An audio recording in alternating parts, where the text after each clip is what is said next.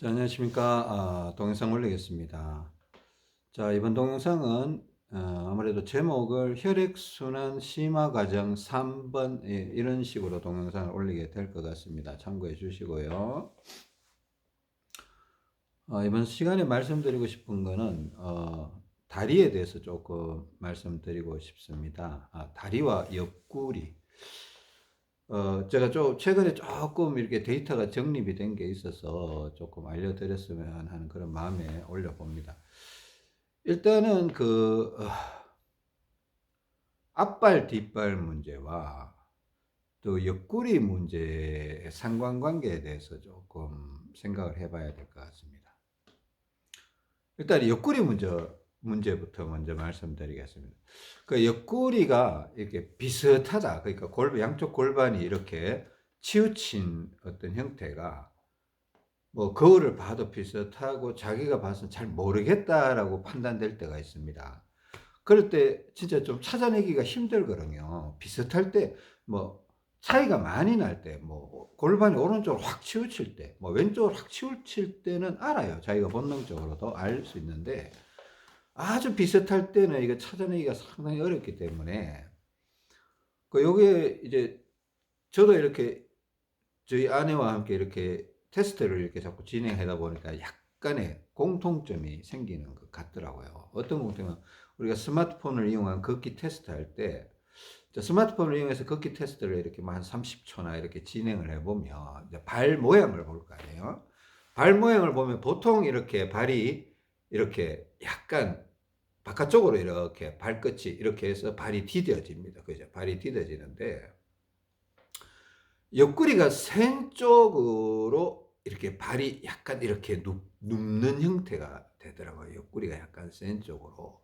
어떻게 보면 우리가 지금까지 오른손잡이라고 해서 무조건 오른쪽 옆구리가 센 건 아닌 것 같다. 이런 얘기도 했는 것 같아요. 그죠?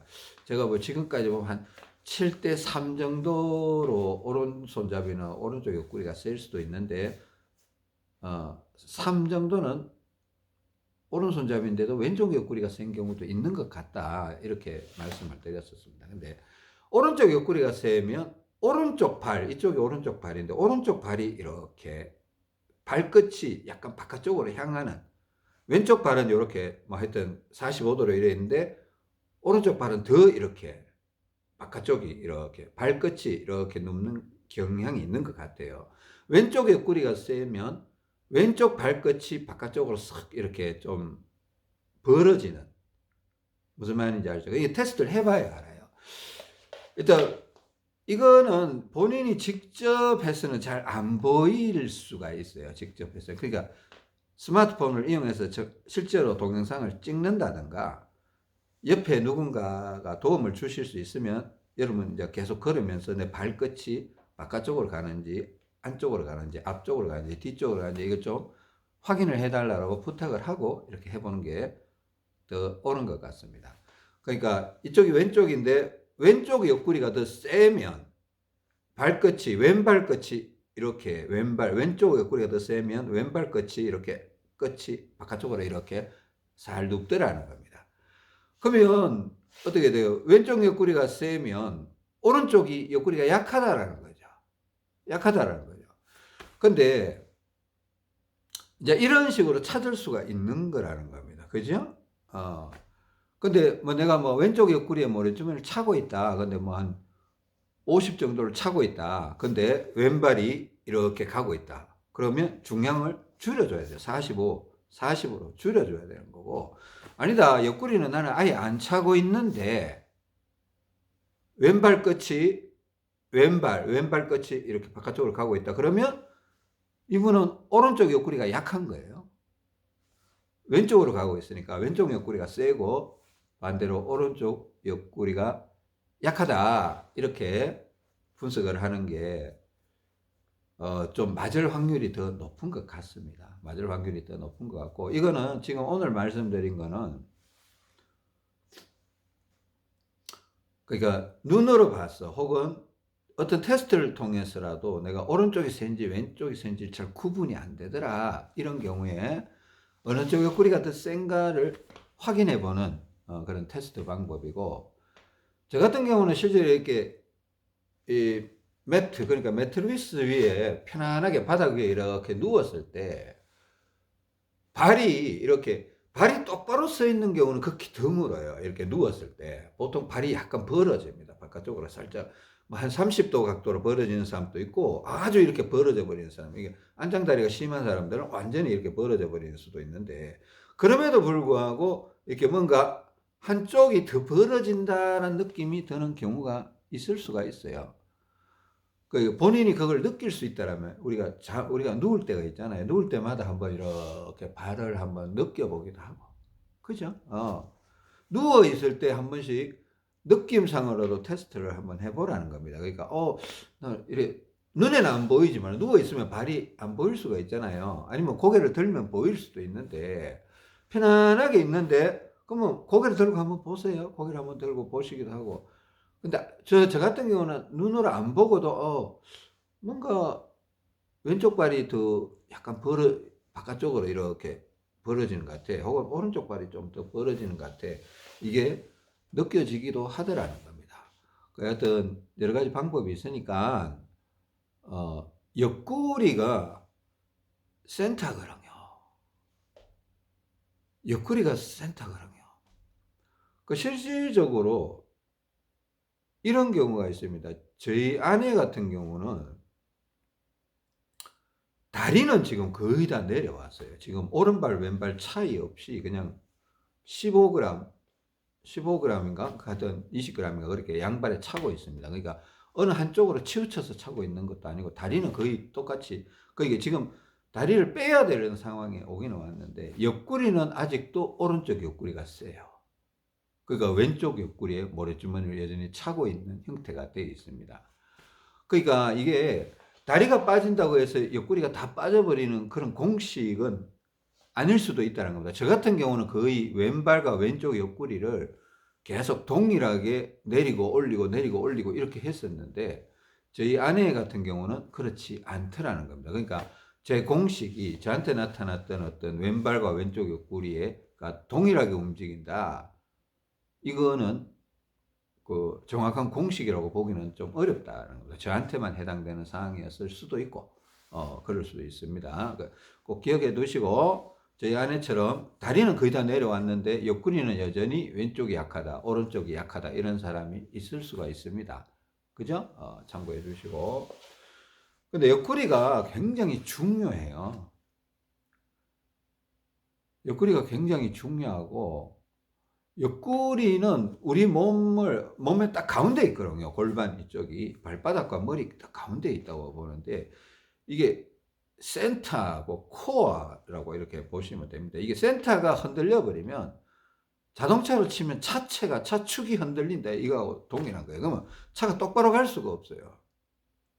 뭔가 차가 내연기관 엔진이 정상적으로 막 움직일 수가 없어요. 막 덜컥덜컥 더덕더덕거리고 막 이렇게 됩니다.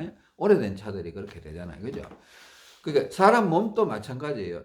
센터가 흔들리면 전체가 다 뭐가 조합이 안 맞아져 들어가는 거예요.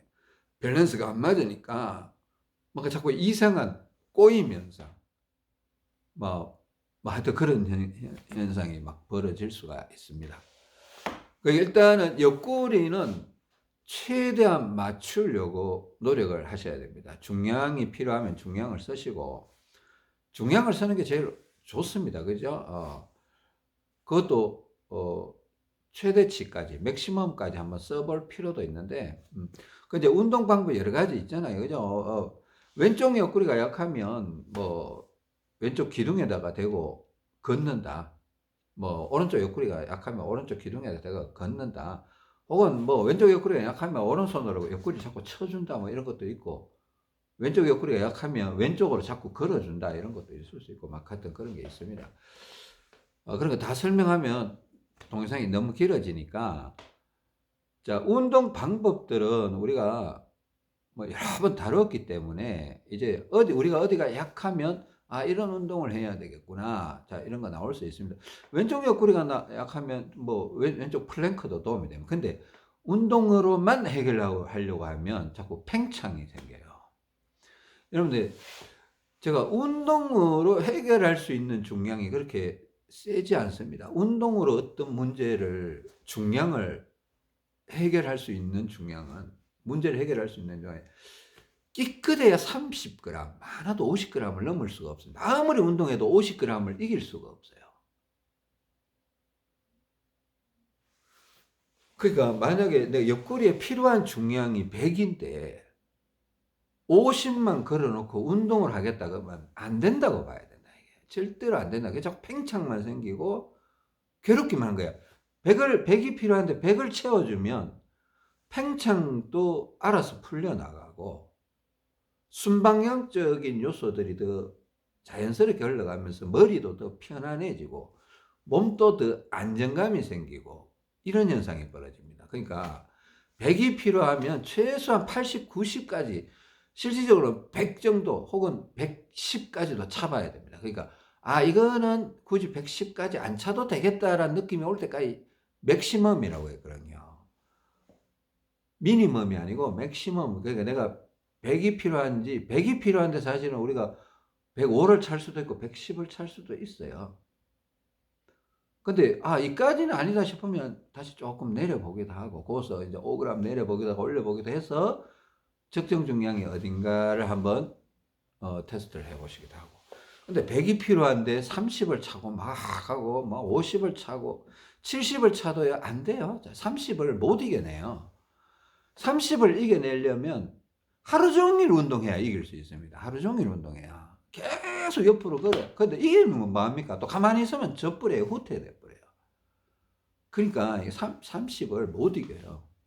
이거는 제가 수년간에 걸쳐서 얻어낸 데이터니까 중량이 필요할 때는 중량을 걸어줘야 돼요. 옆구리 중량은 굉장히 중요한 중량이다. 그렇게 보셔야 됩니다. 근데 옆구리는 사실은 누워서도 잘 해결할 수 없는 부분이 있어요. 물론 물병을 갖다 기대기도 하고 이렇게 하는데 다리나 손 같은 경우는 일단 뭐 누워서 보충할 때 좀 더 채워줄 수도 있고 뭐 활동을 하는 게 아니기 때문에 누워서 이렇게 뭔가 보완책이 될 수가 있는데 옆구리는 사실은 채워줘야만 도움이 되는 현실적인 부분이 있거든요.